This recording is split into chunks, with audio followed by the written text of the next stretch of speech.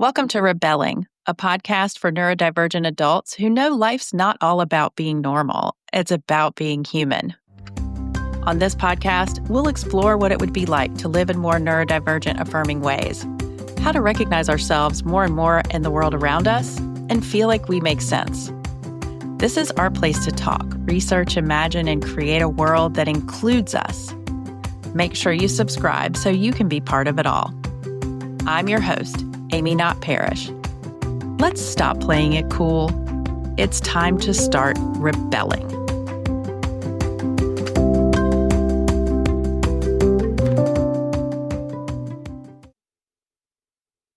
Hi, welcome back to Rebelling. This is Amy, and today I want to talk about belonging again.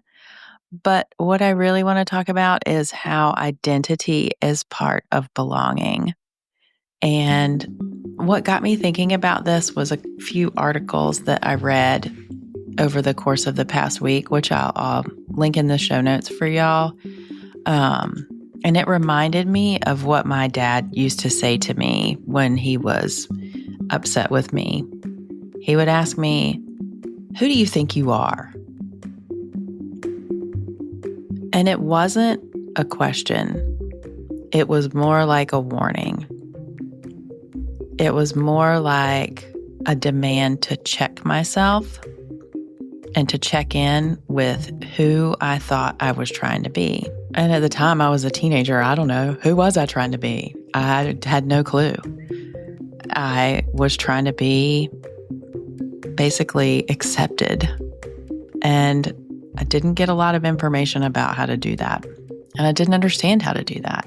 And so identity for me has been something that has been a struggle my whole life. Because if I take ownership of an identity, then someone can tell me I'm not enough of that thing to claim it. And that made me think about how belonging is, where do I fit? And do I belong anywhere? And that's, it's negotiating with the outside world. And identity asks, who am I? Finding clarity in my inner world. Something I really can't shake is how we learn who we are and how to fit as children. And I'm so curious about how the things we learn as kids influence us for the rest of our lives. It's about how our minds in their function as prediction machines, they hold on to identities that don't make sense anymore. And then also that we are socially encouraged to have these fixed identities like gender, personality, sexuality, ability, preferences, our appearance. All these things are supposed to stay the same. Diagnosis. We get told who we are and what we're allowed to be from such an early age. And then identity can become a performance. And the performance, the roles and the labels and expectations come from outside of us. And so when my dad asked me, "Who do you think you are?" I didn't know what to say except for, "I'm me." And that wasn't a good enough answer for him. I have carried the label drama queen from the time I was very small. And this label has been part of my identity as long as I can remember.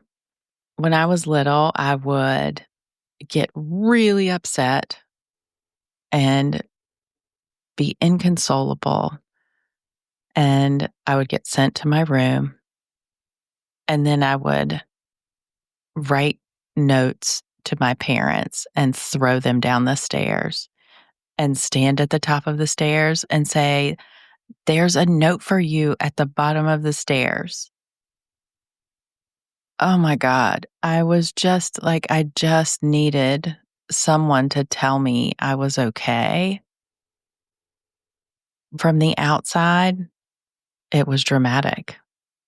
My parents teased me about how sensitive I was, how dramatic I was. And that identity is still part of my life today at 54 years old. Um, my mom still calls me her little drama queen. And it's interesting how hard identities can be to shake,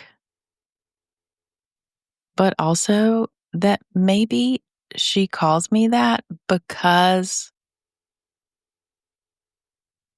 it reminds her of me being little. And so that makes me wonder how, like, identities are hard to shake, but they're also shared. It can feel dangerous to share an identity. It can feel empowering to claim one. And I read 3 articles this week that really got me thinking about the identities we claim, and I'll link them in the show notes. The first one was by BJ Ferguson. I got it as a guest post on the Spiral Lab, Marta Rose's Substack, but it was actually posted in January. And in it, the author critiques the term neurotypical for reinforcing the binary between normal and abnormal. And it was really interesting to think about the fact that something that I want to call myself, neurodivergent, as a claim to an identity that is important to me, that the other side of that, it still makes it like there's a correct brain type. Like just in its opposite, it's fulfilling the idea that there's a right kind of brain or a default kind of brain. And it makes it like there's no, like there's no shared experience between neurotypicals and neurodivergent folks. Like there is.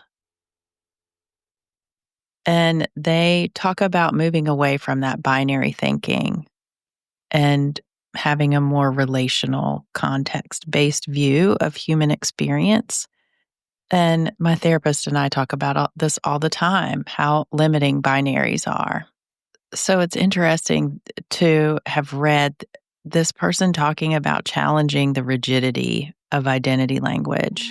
And it made me think about how identities are more like a skeleton, that they can be a structure we can rely on to help us know who we are, but they don't have to tell the whole story.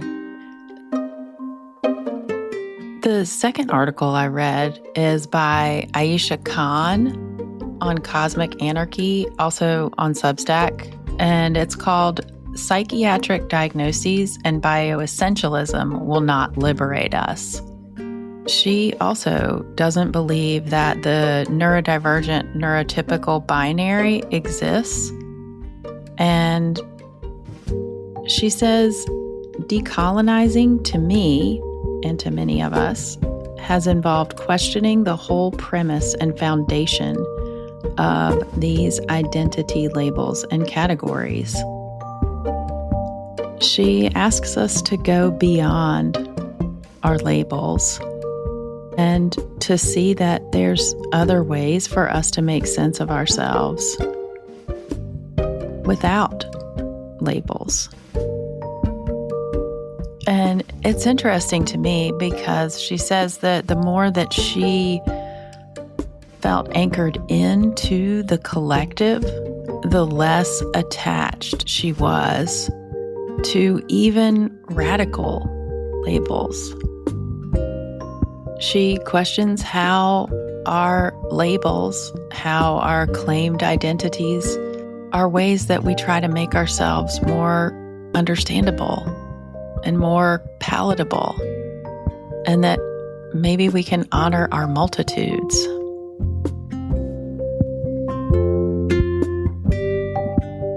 And I love this quote. She says, "We are combating colonialism simply by refusing to be made comprehensible through a narrow lens that is foreign to us. In the process, we are pushing people to delve beyond these levels or to defy, shift, stretch, bend, morph, queer these labels into something that no longer resemble the bioessentialist, oppressive foundations they were founded on." Bioessentialism, which is the belief that mental and emotional differences are rooted in unchangeable biological flaws or disorders. When we do that, it reduces complex human experiences to static medical categories, and that diagnoses can be useful and even life-saving, but they also limit the personhood of those being diagnosed. So again, another call for contextual, person-centered approaches. Identity is supportive, but it's not defining. And so you can see yourself as more than an identity, but also as a way to have a name for your experience. The third article that I read was by Lovett Jallow, and it was called Neurodivergence in Ancient Africa, A Reclamation of Identity. What I appreciated about this article was how she talks about neurodivergence as integrated into African societies, and how diagnosis is a modern Western lens that ignores non-Western wisdom and historical neurodivergent roles. It's what I got from it is, remember who you were before they told you something was wrong with you. And so with those three articles, it really got me thinking about, I'll tell you, I read the first couple and I was like, I need to get the word neurodivergent off of my website. This feels, doesn't feel like I want it to feel. It feels like I'm leaning into defining myself according to a colonialist, capitalist system that I don't believe in. And I was really glad that I got to the third article because it gave me room to remember why identity is important. And so each one of those things that I read come together to hand me an idea about identity formed by B.J. Ferguson saying, "Don't get boxed in by the binaries." Aisha Khan questioning the systems that were built to control the way we identify ourselves. And Lovett Jallow saying, hey, remember who you were before someone told you who you are. Remember who you were before someone told you who you are. And it created for me this full circle idea of identity, and that it's not something we have to get rid of. It's something we have to take charge of. Identity is a skeleton. It is supportive. It's not fixed. It can grow. It can heal. It can break. It can realign. Identity helps us find each other. It creates kinship. It can create a sense of safety. It can create a point of view, an inner authority. It can be a place of curiosity, not fixed, movable, not exclusive, inclusive. This all makes me think about rebelling against the settler colonizer ways of labeling the world. And words matter. And as a white person, I feel like so much of the struggle we have in America is that we created an identity that has a backbone of individualism, destruction, and domination. And that is not an identity, it's an erasure. I also feel like for me as a white person, identity is important to pay attention to because without it, we have lost our way. And in our quest to get to the top of the mountain of whiteness, we've lost the ability to commune. And it's important to find that in ways that are human and natural. I often feel like I'm living the story, The Emperor's New Clothes. And I long for something to attach to grow into and from. Identities not based in colonialism, traditions that aren't based in capitalism, rituals that aren't born out of economics, but songs and stories and dances and movements that are handed down, silences that hold the holiness of our place in the natural world. Identity can be something that brings people together and tears us apart. Identity can be a weapon. And just like my dad used to ask me, who do you think you are? Society does that too. And that's really hard and confusing and upsetting and isolating.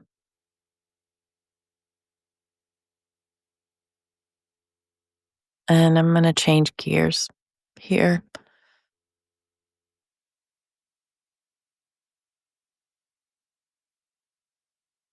When I was diagnosed with ADHD and then autistic, they felt like identities I could get behind.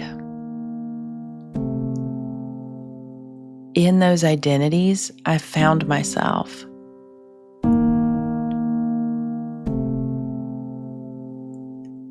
And now, from reading these articles, I find a deeper self.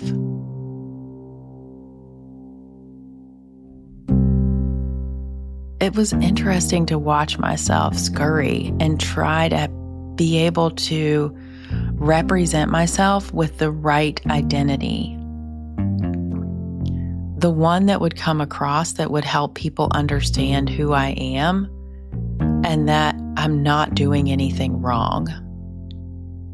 And it really made me recognize that sometimes to learn and be in the liminal space of leaving behind ideas about identity and embracing different ones that might raise more eyebrows, but create the sense of emergence I long for in my own understanding of the world.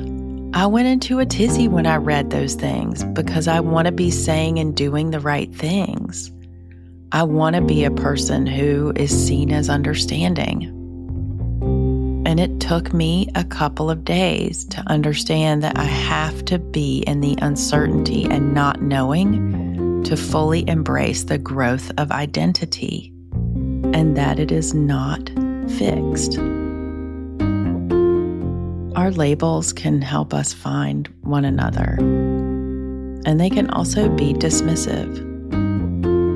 What emerges for me is that being willing to do the work of getting to know someone, of taking the time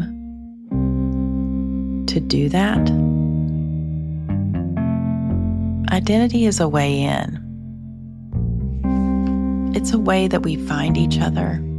It's a way that we tell each other who we are before we get to know one another. But it's not an assumption, and it's not an absolute. I feel like we have a lot to learn about how identities shape our lives. And as a white American, I long for the comfort of a culture that is built on life-sustaining approaches rather than erasure. I want identities I can be proud of, and in that longing is the courage it takes to extend a longer view and to know that I have a lot to learn. I want to be more careful with my identities, more deliberate, and more flexible with the way I hold them. Who I claim myself to be identifies me. Words matter. I don't throw identities out lightly. And the question, who do you think you are? Just like, why can't I just? It changes the way you ask it. And who do you think you are? When it becomes, who do you think you are?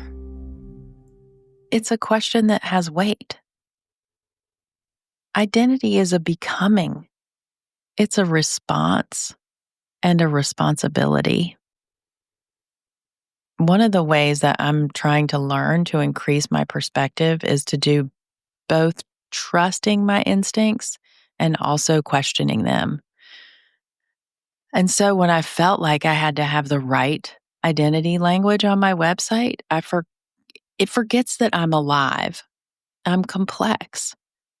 I'm learning to tell when I'm upholding the identities of colonialist, capitalist culture and putting them down because I do not believe in them, even though they do exist. I can live my way into that knowing. And right now, I don't have to make declarations because my identity isn't that. It almost feels like by declaring it, I'd stop it from living. Who I am, what I call myself. I just don't know right now what feels like me. Calling myself ADHD and neurodivergent felt so cozy until I learned more, and now they feel constricting and like they have a history much longer than the one I was learning. I don't want to lose the space of those identities. And I also don't want to justify my existence. So I'm going to be careful and thoughtful. And I'm going to admit to you my confusion. And I want to remember that words on a website might tell you my identity, but it's me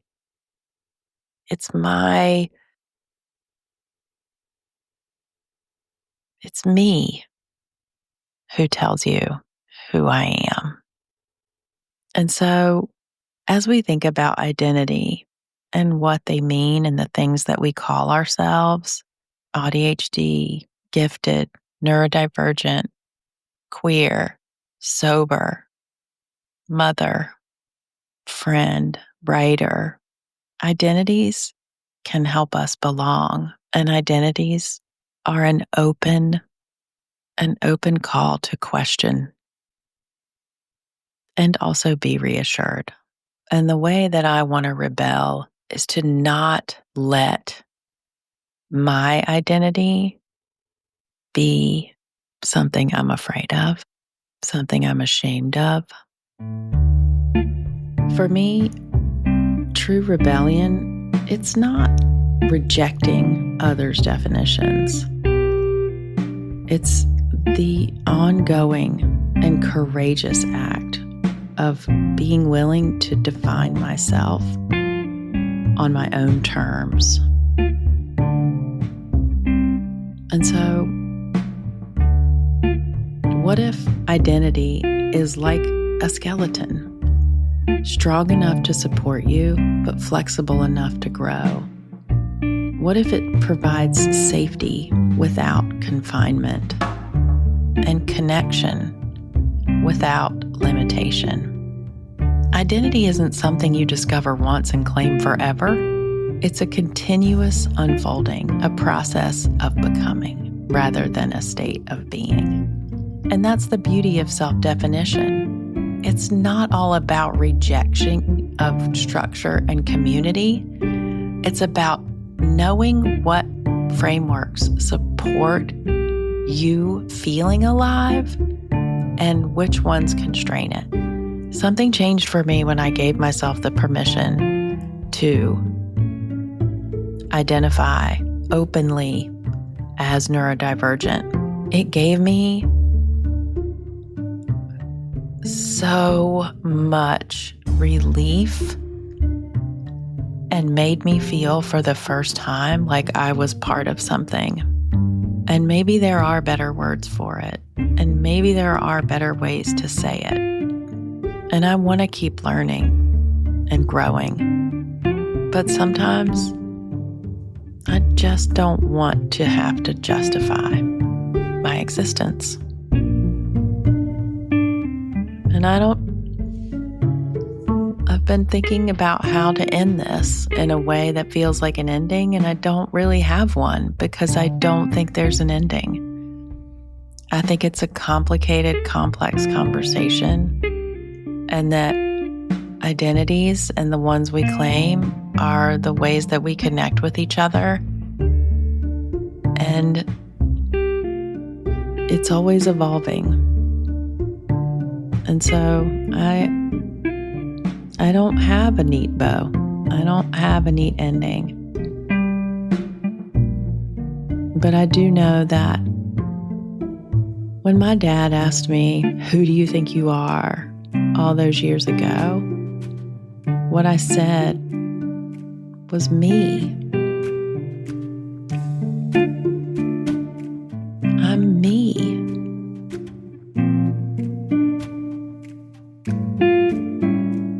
And that's who I think I am today. So that did actually have a little wrap up. Thank you so much for listening. I'm really trying to just hold a space of curiosity and thinking about things in different ways, which is really hard and sometimes feels very confusing. And so I hope some of this helped you think or gave you an idea about yourself. And yeah, I'm gonna just say thanks for listening, and I'm looking forward to seeing what comes next.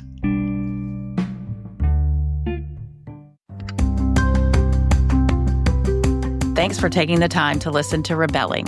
You can find resources and links from this episode in the show notes or at rebelling.me/podcast. Thanks to everyone who supports this podcast. And if you enjoyed this episode, please subscribe and share, rate, and review.